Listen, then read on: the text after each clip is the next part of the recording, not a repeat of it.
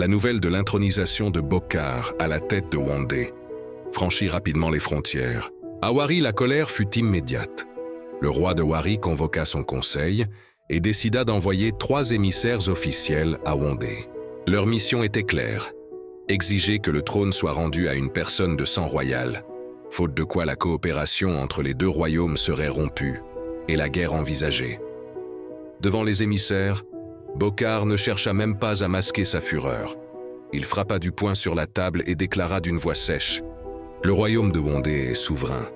Personne n'a le droit de s'ingérer dans nos affaires, si ce n'est les dignes fils de cette terre. » Puis, changeant de ton, il lança une accusation grave.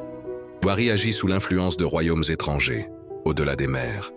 Des royaumes avides qui convoitent l'or de Wondé et cherchent à nous affaiblir de l'intérieur. Les émissaires tentèrent de répondre, mais Bokar les congédia d'un geste sec. Ils quittèrent le palais tête basse, conscients que la paix venait de s'effriter.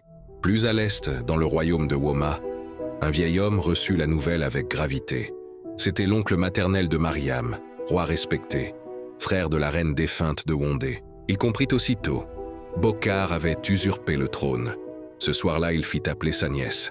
Face à elle, il parla sans détour. « Ton père est mort sans te voir régner. Ta mère a donné sa vie pour ce royaume.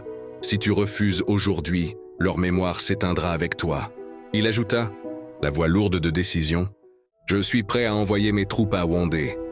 Mais le royaume doit se battre pour sa reine, pas pour une ombre. » Cette nuit-là, Mariam resta seule dans sa chambre. La lune éclairait faiblement les murs.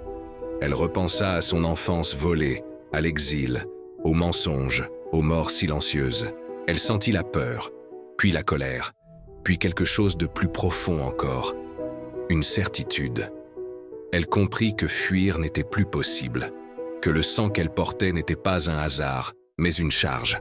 Dans le silence, elle murmura pour elle-même: « Je n'ai pas choisi de naître princesse, mais je choisis d'être reine. » À cet instant, Mariam sut que le destin était inévitable. Elle serait la reine de Wondé.